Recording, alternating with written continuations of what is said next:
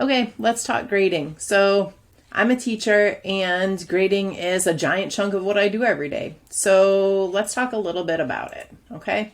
So first, here are some ways that my grading policy has kind of evolved over the years. And I'm not here to tell you how to handle late work and what you do. Again, this is just some of the things that I've done over the years. But I want you to look at the bottom one. So this is something that I have started doing years ago, where I would give a lowest grade of 50% on key assignments, big ticket, big point items like tests and projects, bigger assignments. Even when students scored below that, even when students didn't turn it in, didn't take the test, whatever, just to kind of take the sting a little bit out of getting a 0 or a 20 or a 10 or whatever. So let me kind of explain what happened recently. I saw this article, and I'm a math and science person, and this article, I was like, oh my goodness, I finally have the numbers. Like, I have the numbers to make it make sense to me. So I was ready to go all in. So because of this article, I literally went through and changed a whole bunch of what I was doing. Re-entered grades, did a lot. Okay, and let me show you why. So what it made me realize is this grading floor as set up in our country, well, so specifically our school district.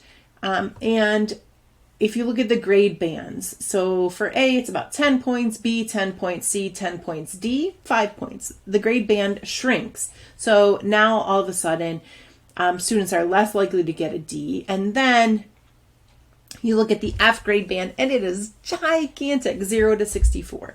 In other countries, if you look at their grading policies, so like in England, for example, it's under 40% is failing. Other countries have different scales.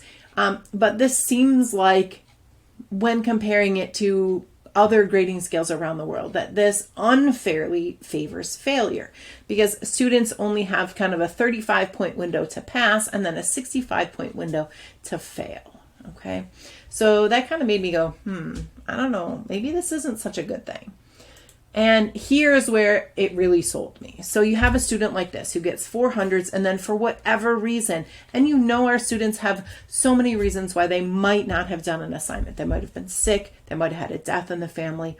They might have been struggling with something with their mental health. They might have had a family crisis. Whatever the reason is, they didn't turn something in. So they had 100, and then they get a 0. Their grade, all of a sudden, their average drops to an 80%. Seems like an unfair jump. Whereas this student, with grades from 75 to 85, has the same exact average. And are those two students demonstrating the exact same learning? In my opinion, I would say no. And if grades are to reflect learning, it doesn't feel like those averages reflect that. So here's another example. We have a student who has 80s, and then again, for whatever reason, and it's not me to judge that reason, for whatever reason, the student doesn't turn in that 5th assignment. Their grade is now failing at a 64. Okay. Let's rethink. So what if I made my grading floor 50? So I'm not giving a student a 50. I'm just saying, this is the bottom. For me, this is as low as you can go. It's the floor. Now, does the student's average still get affected by that 50? Absolutely. Their average changed to a 90. But that seems to maintain the reflection of learning. Let's look at the next one. For this student who had 80s and then missed an assignment, now their average is a 74. So does their average still go down? Yes, absolutely, as it should. However, it does not sting as much. And that student doesn't go from 80% to failing. Okay. So students aren't earning a 50% by doing nothing in my class. I just changed the scale. I made it this right here.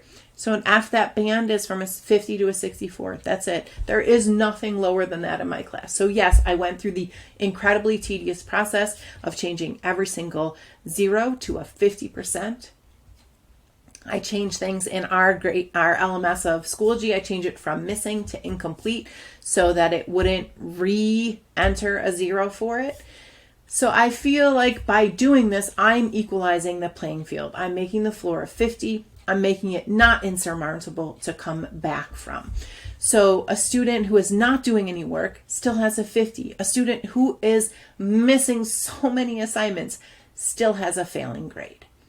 But it's a little bit less painful for those students who may be struggling, or for those students who may have momentarily been struggling, whether they were 90 students, 70 students, or 100 students.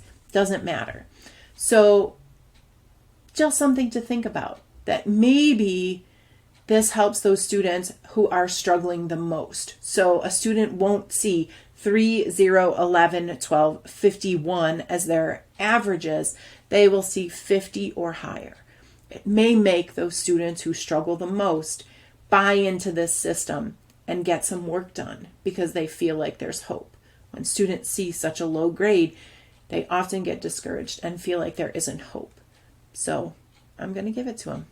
So something to think about. That's just my perspective.